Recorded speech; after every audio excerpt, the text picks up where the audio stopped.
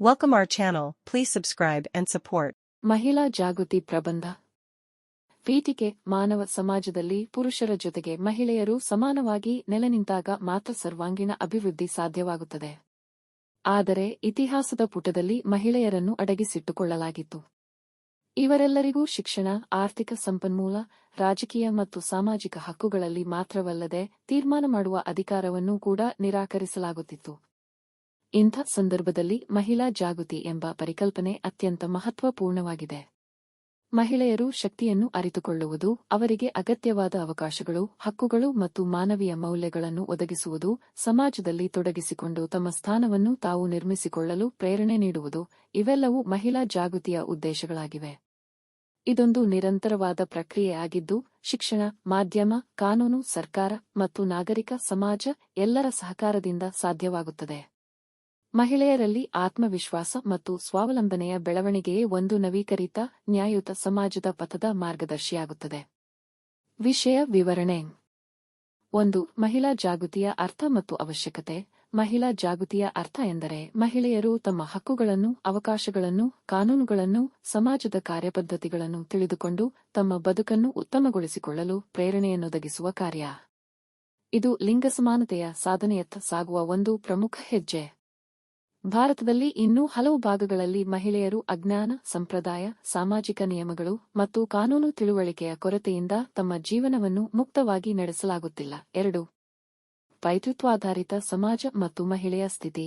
ಇತಿಹಾಸದಿಂದಲೂ ಪೈತೃತ್ವಾಧಾರಿತ ಸಮಾಜದ ವಾತಾವರಣದಲ್ಲಿ ಮಹಿಳೆಯರನ್ನು ನಿಷ್ಕ್ರಿಯ ವ್ಯಕ್ತಿಗಳೆಂದು ಪರಿಗಣಿಸಲಾಗುತ್ತಿತ್ತು. ಮನೆಯೊಳಗಿನ ಕೆಲಸ, ಮಕ್ಕಳ ಪೋಷಣೆ, ಸಾಂಪ್ರದಾಯಿಕ ಆಚರಣೆಗಳಲ್ಲಿ ಮಾತ್ರ ಅವರನ್ನು ನಿಭಾಯಿಸಬೇಕೆಂದು ಮಿತಿಗೊಳಿಸಲಾಯಿತು.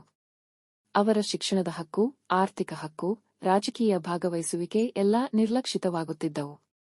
ಈ ಹಿನ್ನೆಲೆಯಲ್ಲಿಯೇ ಜಾಗೃತಿ ಮೂಡಬೇಕಾಗಿದೆ. 3. ಶಿಕ್ಷಣದ ಪಾತ್ರ. ಮಹಿಳಾ ಜಾಗೃತಿಯಲ್ಲಿ ಶಿಕ್ಷಣ ಮಹತ್ವಪೂರ್ಣ ಪಾತ್ರವಹಿಸುತ್ತದೆ. ವಿದ್ಯೆ ಒಂದು ಮಹಿಳೆಗೆ ತನ್ನ ಸ್ವತಂತ್ರತೆಯನ್ನು ಅರಿಯಲು, ತನ್ನ ಶಕ್ತಿಯನ್ನು ಅರಿಯಲು, ತನ್ನ ಕುಟುಂಬ, ಸಮಾಜ ಹಾಗೂ ದೇಶದ ಉನ್ನತಿಗೆ ಪಾತ್ರವಾಗಲು ನೆರವಾಗುತ್ತದೆ. ಶಿಕ್ಷಣದಿಂದ ಮಹಿಳೆಯರು ಉದ್ಯೋಗಾವಕಾಶಗಳನ್ನು ಪಡೆದು ಆರ್ಥಿಕವಾಗಿ ಸ್ವಾವಲಂಬಿಗಳಾಗುತ್ತಾರೆ. ಇಂತಹ ವ್ಯಕ್ತಿತ್ವವು ಅವರಿಗೆ ತಮ್ಮ ಹಕ್ಕುಗಳನ್ನು ಪಡೆದರೆ ಹೇಗೆ ಸಮಾಜದಲ್ಲಿ ಬದಲಾವಣೆ ತರಬಹುದು ಎಂಬ ಅರಿವು ತರಲಿದೆ. 4. ಕಾನೂನು ಮತ್ತು ಸರ್ಕಾರದ ಕಾರ್ಯಕ್ರಮಗಳು. ಭಾರತದಲ್ಲಿ ಮಹಿಳೆಯರ ಕಲ್ಯಾಣಕ್ಕಾಗಿ ಸರ್ಕಾರ ಹಲವಾರು ಯೋಜನೆಗಳನ್ನು ರೂಪಿಸಿದೆ. ಉದಾಹರಣೆಗೆ, ಬೇಟಿ ಬಚಾವೋ, ಬೇಟಿ ಪಢಾವೋ, ಉಜ್ವಲಾ ಯೋಜನೆ, ಪ್ರಧಾನಮಂತ್ರಿ ಮಾತೃತ್ವ ವಂದನಾ ಯೋಜನೆ, ಸುಪ್ತ ಸಮರ್ಥನಾ ಯೋಜನೆ. ಇವುಗಳ ಉದ್ದೇಶ ಮಹಿಳೆಯರ ಆರೋಗ್ಯ, ಶಿಕ್ಷಣ, ಸುರಕ್ಷತೆ ಮತ್ತು ಆತ್ಮವಿಶ್ವಾಸದ ಬೆಳವಣಿಗೆಯನ್ನು ಸಾಧಿಸುವುದಾಗಿದೆ. ಜೊತೆಗೆ ಕಾನೂನುಗಳ ಮೂಲಕ ಮಹಿಳೆಯರ ಮೇಲೆ ನಡೆಯುವ ಲೈಂಗಿಕ ಶೋಷಣೆಗೆ, ಬಲವಂತದ ಮದುವೆಗೆ, ಗರ್ಭಪಾತಕ್ಕೆ, ದೌರ್ಜನ್ಯಕ್ಕೆ ಕಠಿಣ ಶಿಕ್ಷೆ ನೀಡಲಾಗುತ್ತಿದೆ. 5. ಮಹಿಳೆಯರ ಸ್ವಾವಲಂಬನೆ ಮತ್ತು ನಾಯಕತ್ವ. ಇಂದು ಅನೇಕ ಕ್ಷೇತ್ರಗಳಲ್ಲಿ ಮಹಿಳೆಯರು ತಮ್ಮ ಪ್ರತಿಭೆ, ಶ್ರದ್ಧೆ, ಶ್ರಮದಿಂದ ಮುಂಚೂಣಿಗೆ ಬಂದಿದ್ದಾರೆ. ಉದ್ಯಮ, ವಿಜ್ಞಾನ, ರಾಜಕೀಯ, ಕ್ರೀಡಾ, ಮಾಧ್ಯಮ, ವಿಜ್ಞಾನ ಎಲ್ಲೆಡೆ ಅವರ ಸಾಧನೆಗಳು ದೇಶದ ಗೌರವವನ್ನು ಹೆಚ್ಚಿಸುತ್ತಿವೆ. ಇವು ಇತರ ಮಹಿಳೆಯರಿಗೂ ಪ್ರೇರಣೆಯಾಗಿದೆ. ನಾಯಕತ್ವವೆಂಬ ಅಂಶವು ಮಹಿಳೆಯರಲ್ಲಿ ಆಂತರಿಕ ಬದಲಾವಣೆಗೆ ದಾರಿ ಮಾಡಿಕೊಡುತ್ತದೆ. 6. ಗ್ರಾಮೀಣ ಪ್ರದೇಶದ ಮಹಿಳೆಯರ ಜಾಗೃತಿ.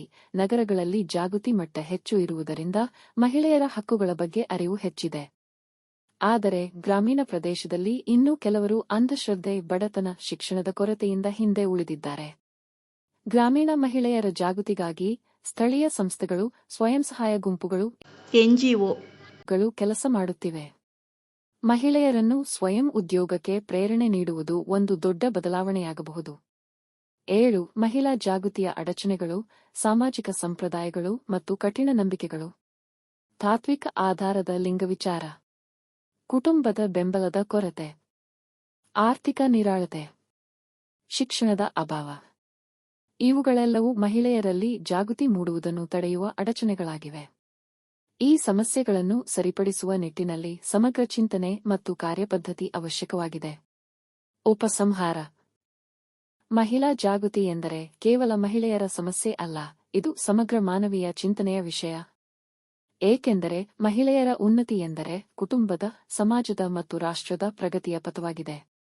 ಮಹಿಳೆಯರಲ್ಲಿ ಜಾಗೃತಿ ಮೂಡಿದಾಗ ಅವರು ಸ್ವತಂತ್ರವಾಗಿ ಆಲೋಚಿಸಿ ನಿರ್ಧಾರಗಳನ್ನು ತೆಗೆದುಕೊಳ್ಳುವ ಸಾಮರ್ಥ್ಯವನ್ನು ಹೊಂದುತ್ತಾರೆ. ಈ ಮೂಲಕ ಲಿಂಗ ಸಮಾನತೆ, ಸಮಾನಾವಕಾಶ, ನ್ಯಾಯಯುತ ಸಮಾಜದ ನಿರ್ಮಾಣ ಸಾಧ್ಯವಾಗುತ್ತದೆ.